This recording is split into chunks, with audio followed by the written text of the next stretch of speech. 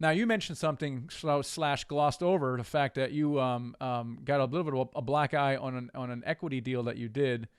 What are some of the lessons learned from that? And not just exactly from what happened, like don't deal with private equity, but what are some other lessons that talk about to the degree you're comfortable talking about what happened there? But what are some of the lessons that you took away from that? What happened is, it was a large deal. And, basically to make that deal work, and I'm talking, I think it was more than $30 million. To make that deal work, it was making sense to bring an equity partner. And, basically, equity partner is first you have your lender, then you have private group of people who is bringing money from different places. It could be family offices, it could be an insurance company, etc. And they come with additional terms of their own terms. So it's somewhat similar to an additional loan, but it's not really an additional loan. They're really A like hard one to get, a very hard loan to get. They ask yes, you a lot of yes. questions. And basically, thanks to this structure, you can improve the returns on your own syndication.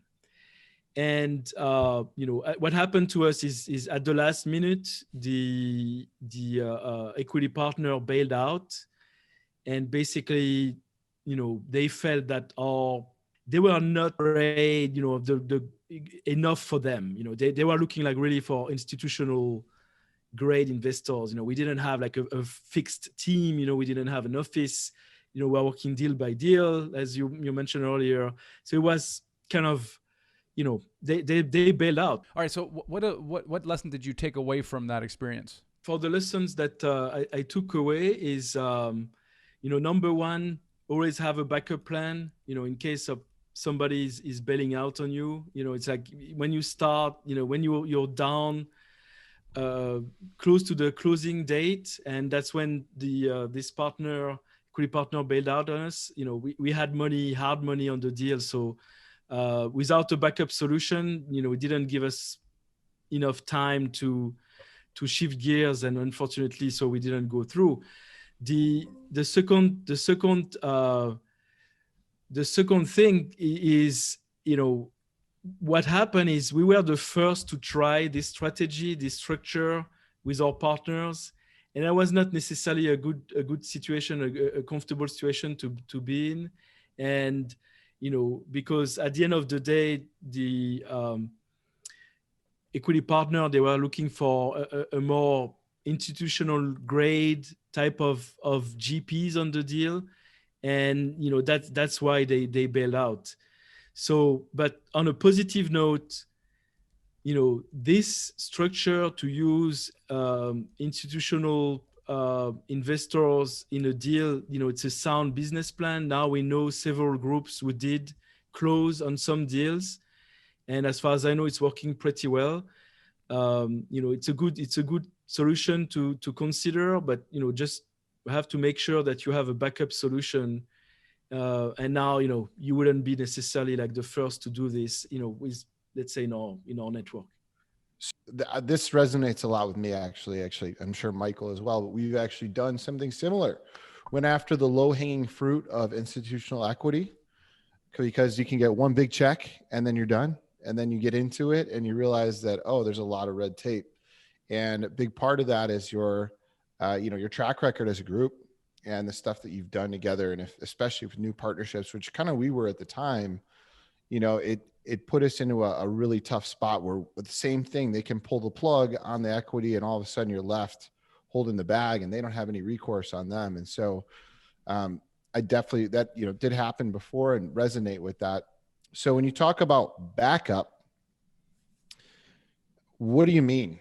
How do you create a backup for a situation like that where you're in kind of a bind, and I'm sure other people have gotten into tough situations like that, but what's your idea of what that is?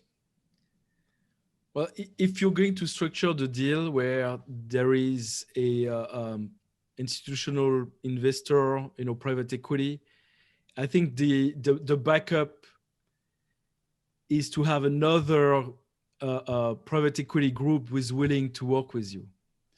And because, again, it goes back to the structure, and, you're going to work with the lender, and they will have, they're going to look at how you structure the deal on your side. So there will be several parameters.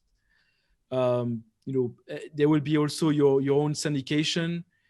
And so if this middle layer of the institutional investors, if you can take one and substitute it for another one, you should be fine. Or this is a good lesson too. Or you can raise like we normally do and have that as a backup also. Yeah. Let people know that Absolutely. That was our debrief from our thing. We did not have a backup. Also, because it was probably too big for us, and we probably couldn't have raised it. So this is the risk. And I've asked around with some of our peers, and this access to almost free money with private equity groups. These new relationships are very risky, right? And what apparently has worked better is if you do it on a deal where you don't need the private equity, and you make it your plan A, but you can raise it if it goes south. And that gives you that plan B, because I think that deal, Philippe, was pretty darn big, and it would have been a challenge to raise capital for that. So, this is an example where we all go through some of these experiences and get a little bit of a black eye, and we kind of retrace a little bit, and we keep on going. And you certainly kept on going, and you eventually decided that you wanted to mentor others, and so that's when we started a conversation around you coming on board. If you think that mentorship is valuable, you value mentorship, you think it can accelerate your goals and eliminate some of the bigger mistakes you can make, then check out our mentorship program at themichaelblank.com/mentor and schedule a call with us and see if that's right for you. We'd love to have a conversation.